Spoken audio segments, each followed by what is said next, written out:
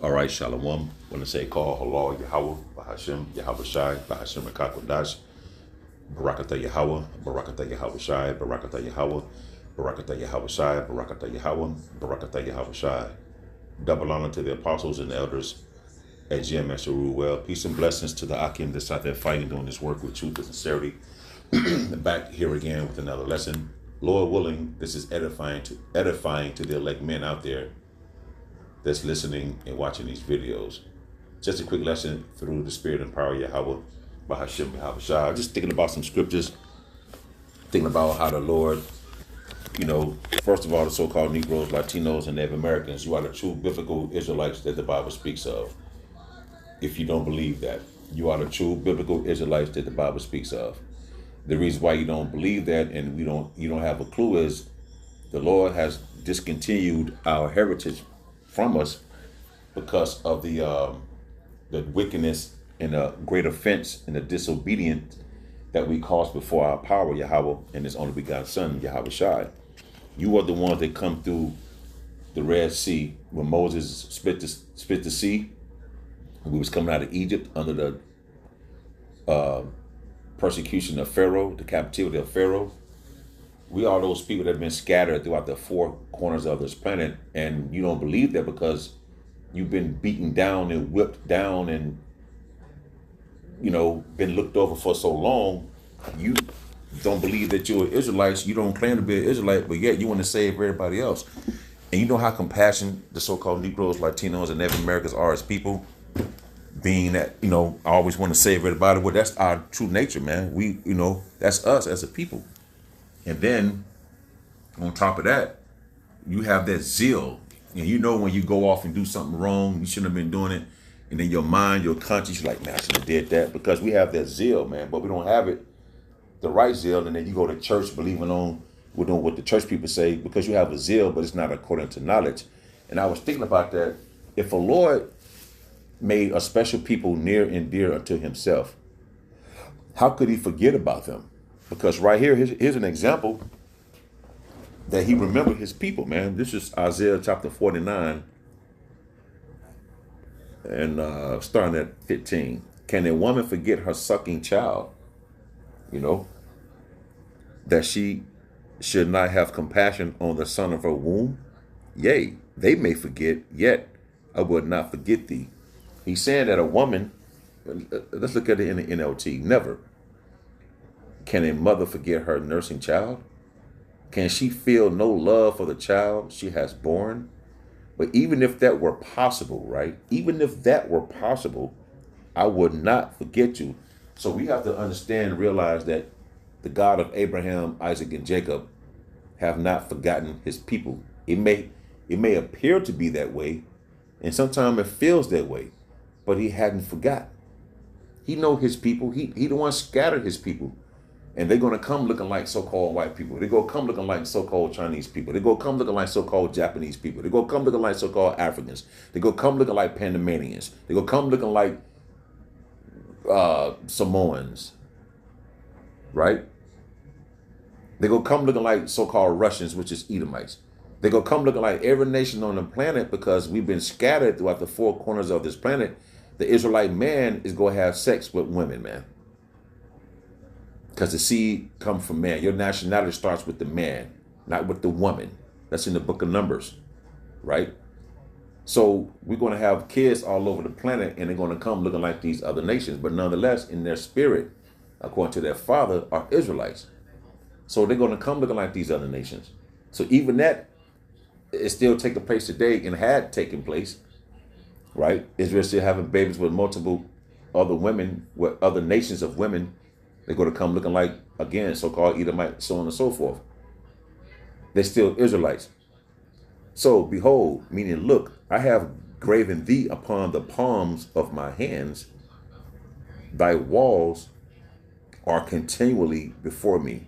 Isaiah 49 and 16. Behold, meaning, look, I have graven thee upon the palms of my hand. Right, engraving something means ownership.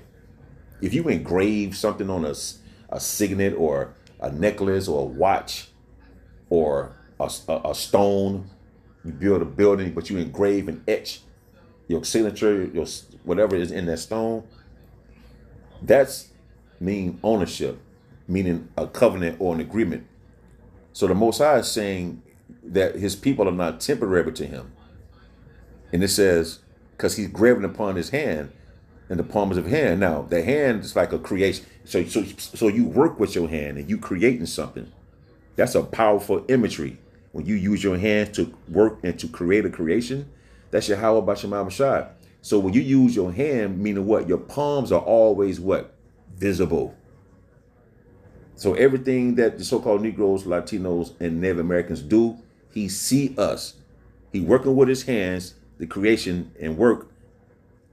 And once you use your hands, your palms are always visible. So if he said, behold, I have graven thee upon the palms of my hand, meaning he see his people every day, no matter what's going on, no matter what so-called religion they in, no matter what so-called name they take on themselves. I'm not this, I'm African American, blah, blah, blah.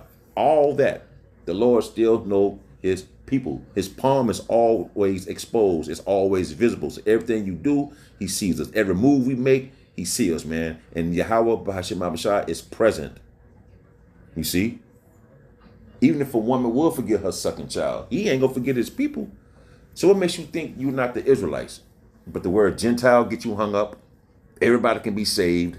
And you have these false teachers and these false pastors in these churches. They're not guiding you right. You have to be guided right, man. And the Spirit of the Lord has to be working with you. So behold, I have graven thee upon the palms of thy hands. Again, engraven meaning ownership or a covenant. And the Most High saying that his people are not temporary to him.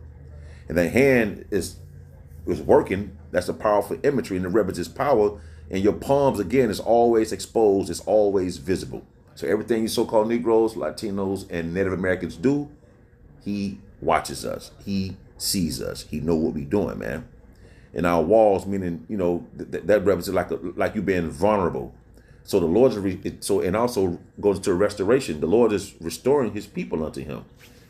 Right here, that wall. This is Amos 9 and 11. And it reads, in that day will I raise up the tabernacle of David. In what day? The days and times we're living in today. So the Lord is gathering his people like a chicken gathereth her hens. That's in the book of Matthew. And he's gathering his people by the words that's coming out the Bible via the internet. And he always sent forth the prophets before his people. And I'm going to get that, Lord willing.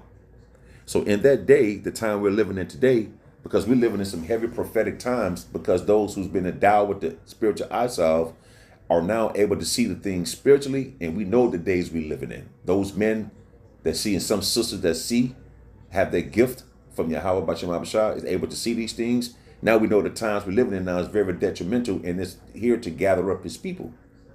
And that day will I raise up the tabernacle of David that is fallen, you see, and close up the breaches thereof. And I will raise up the ruins, and I will build it as in the days of old. So that wall back over here, so that's what he's doing now, gathering his people and building up the tabernacle of David as the days of old. So back here real quick in Isaiah chapter 49 and 16. Behold, I have graven thee upon the palms of my hand. Thy walls are continually before me. You see, he knows that, man. So the Lord sent some people out, his men, the apostles, bishops, and the elders, and the men on down, right? And when you go to the book of John 6 and 63, it says, what? It is the spirit that quickeneth. The flesh profiteth nothing. You see? So the spirit allows you to wake up, to be awakened to this truth. So now you know that you are the Lord's people through the spirit, man. It's, you know what I'm saying? And when that take place, he what? Sent men out before you, because in Amos 3 and 7, what it says, surely the Lord power will do nothing, but he revealeth his secret unto his servants, the prophets. And that's how they're able to come out on the highways and byways, because they've been spiritually quickened. When you get that in the book of John 6 and 63, and they realize and know that the Lord had given us these secrets about the RFID, the downfall of this place, The uproars of the people are going to be more. Troops shall suddenly come before you. The enemy shall come in like a flood. The time of Jacob's trouble. The big time of testing of the RFID in Third World War. To tell his people, the men he sent out before his people, to lift up their voice like a trumpet, to show their people, his people, their transgression. All because the Lord haven't forgotten his people. So therefore he quickened men through the Spirit and revealed them the secret unto his servants, the prophet, to tell you about these things, man. That's going to, the top elite banking family is trying to come with the digital world to have something implanted inside of you, man. Here it is. Trump opened up all kind of warehouses for ICE. Then this woman had this dream about the RFID, her and her husband taking it and whatnot. The Lord said to speak it to the ears of my people, the words of prophecy. And we showing you these things through the Spirit and power of Yahweh, Bahashim Abishai. So the Lord hadn't forgotten his people, man. And since that's taking place, also right here in the book of Isaiah 62, because the point is what I wanted, the point was in this right here.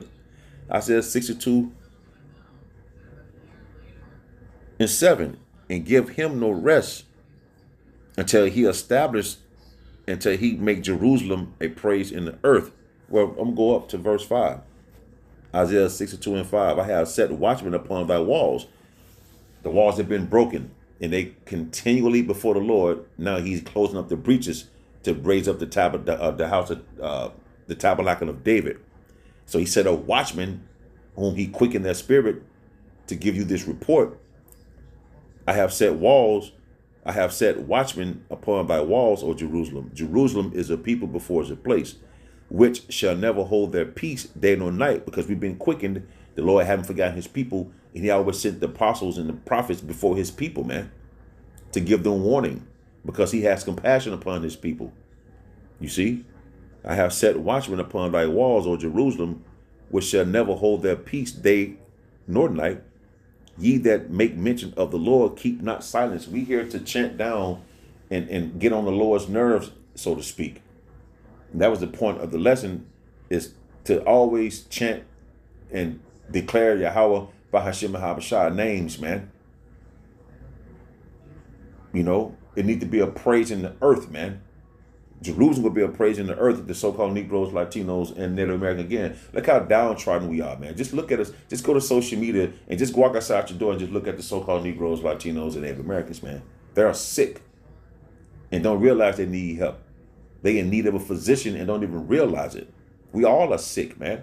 These bodies ain't nothing. We fighting ailments, but yet and still we pushing through the spirit of Yahweh by Hashem Habashai, that we keep pushing forward. And not to keep silence, man, and to give him no rest, verse 7, till he establish, until he make Jerusalem, the so-called Negroes, Latinos, and Native Americans, a praise in the earth. We are to don't give the Lord no rest, man. You see, don't give the Lord no rest, man. And right here in 2 Chronicles, I think that's 24:19. 2 Chronicles 24:19. Yet he sent prophets to them to bring them again unto the Lord, and they testified against them, but they would not give ear, man. This so-called Negroes, Latinos, and Native Americans, you ain't giving your ear, but the Lord has always sent out his prophets to warn you and guide you, because he have compassion upon his people. He remember you because he engraved that, what it says, an engraving in the palm of his hand. And the Lord hand, even our hands, your palm is always visible and exposed. So he always have a remembrance of his people. And those people is going to wake up and proclaim Yahweh Bahashim Habashai in the land of their captivity, in the land of our enemies, and call upon those names, man, to give the Lord no rest. That's what you're saying out there before you today, the men on down, beginning with the apostles and the elders and the bishops, and then the great men before the apostles, man. High priest Ariah, Abba Bivens, those great elders and men back then as well, man. They was out there doing the same thing, giving the Lord no rest. And we are here today with the apostles and the bishops and the men on down doing the same thing. Because the Lord hadn't forgot his people. The Lord always remembered his people. Because back over here, I'm going to finish off here. back in Isaiah chapter 49 and 16, it says what? Behold, I have graven thee upon the palms of my hands. Thy walls are continually before me, continually before him, man. He owned us, man. That engraving means an ownership or a covenant. So the Most High is saying that, look, you're not temporary. I see what you're doing. I see what you're going through, man. He can't forget his people, man. And he won't forget his people. So Lord willing, I hope this is edifying. Until the next time I shall say, Shalom.